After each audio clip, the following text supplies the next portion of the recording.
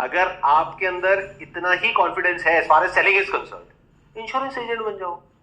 एक बार किसी को पॉलिसी बेचो, जब तक वो पॉलिसी चलेगी, यानी 10 साल 15 साल 20 साल, तब तक आपको रॉयल्टी इनकम आएगी। अब बात रही पैसा कमाने की, तो ये जो कंपनीज हैं ये दिखाती होंगी आपको कुछ लोग, ये देखो इसने 5 लाख कमा लिया, इसने 10 लाख कमा लिया, इसने 20 लाख कमा लिया। मैं आपको ऐसे ऐसे इंश्योरेंस एजेंट्स दिखा दूंगा जिन्होंने करोड़ों कमाए हैं, और ये बिजनेस आज से 20 साल पहले भी था, आज भी है, और आने वाले 20 साल बाद भी रहने वाला है। बट इसकी कोई गारंटी नहीं जिसकी आप बात कर रहे हो। आई एम नॉट श्योर आप में से कितनों को समझ आ रहा है मैं क्या कह रहा हूं, कितनों को नहीं आ रहा है।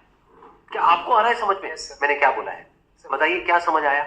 सर समझ आ रहा है कि जैसे जिस फील्ड में मेरे को मतलब इंटरेस्ट है, मैं कन्विंसिंग अच्छा कर लेता हूँ, तो वो फील्ड मेरे को हटा के मेरे को 2-3 सालों में ऐसा सोचना है कि मैं मतलब बन सकता हूँ एज अ इंश्योरेंस एजेंट। क्यों नहीं मैं इंश्योरेंस एजेंट पे जाता हूँ ताकि मैं लोगों का बेनिफिट भी कर सकूँ, साथ ही साथ मैं उससे इनकम भी कर सकूँ। और मतलब जितना अच्छा कन्विंसिंग पावर है या मैं जितना अच्छा दूसरे के क्वेश्चंस को हैंडल कर पाता हूँ, वो वहाँ पे क्यों नहीं करूँ। जो इंश्योरेंस एजेंट्स हैं वो भी 2 तरीके के हैं। एक वो जो वो प्लान बेचेंगे जिसमें सबसे ज्यादा फायदा उनको है, दूसरे वो जो वो प्लान बेचेंगे जिसमें कस्टमर का फायदा है। अगर आप ऐसे बन पाओ तो लॉन्ग टर्म में बहुत पैसा कमाओगे। मतलब अगर आप यहां पर जाकर के ये सोचोगे मेरे को बस फटाफट से अगले 1 साल के अंदर अंदर करोड़पति बनना है, तो कभी नहीं बन पाओगे। बट अगर आपके माइंड में ये होगा कि मैं जिसके भी कांटेक्ट में आऊंगा, अपनी फैमिली में, फ्रेंड सर्कल में, मैं पहले समझूंगा कि एक्चुअल में नीड क्या है और सबसे बढ़िया प्लान कौन सा है, चाहे उसमें मुझे कमीशन कम मिल रही है, मैं वो ही सेल करूंगा और बता करके करूंगा कि देखो इस प्लान में मुझे कमीशन है इतना %, इसमें मुझे है सिर्फ इतना %, लेकिन इस प्लान के ये फायदे, ये आपको कोई नहीं बताएगा, मैं बता रहा हूं। अगर इस तरह की रेपुटेशन आप अपनी बिल्ड करो तो वहां पे वर्ड ऑफ माउथ स्प्रेड होगा। अभी आप जिसको ये सब बेच रहे हो वो कभी किसी को रिकमेंड नहीं करेगा, उसमें से 99% लोग रिकमेंड नहीं करेंगे, वो गालियां देंगे। जिसकी मैं बात कर रहा हूं, अगर प्रॉपर्ली किसी को गाइड किया तो वो आगे रिकमेंड भी करेंगे। और बिना रिकमेंडेशन के, बिना रिपीट बिजनेस के, बिना वर्ड ऑफ माउथ के कोई भी काम लॉन्ग टर्म में आपको पैसा कमा के नहीं दे सकता है। इतनी सी बात समझ जाओ।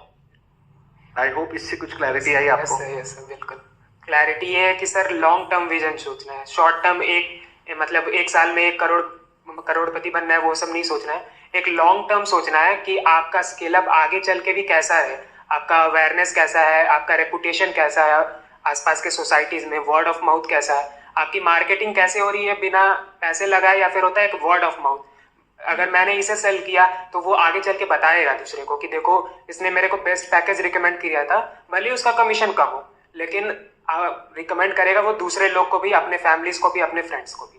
ये जो वर्ड है ना, वर्ड ऑफ माउथ, इसको गांठ बांध लो।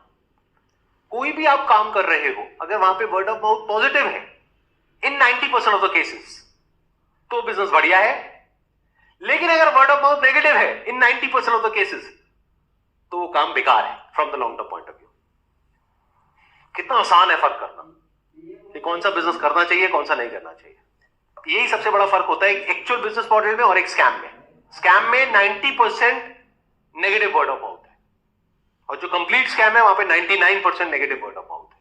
और जो एक्चुअल में बढ़िया बिजनेस होता है वहां पे 90% या 99% पॉजिटिव वर्ड ऑफ माउथ है।